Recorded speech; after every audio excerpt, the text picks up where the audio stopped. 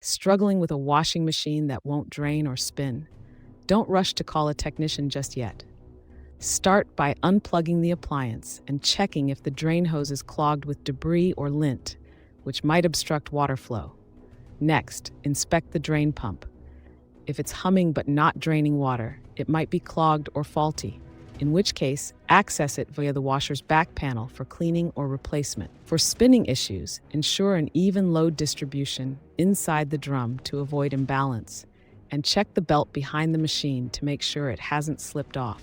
With these DIY techniques, you'll tackle common washing machine problems, save on repair costs, and gain confidence in your self-repair skills.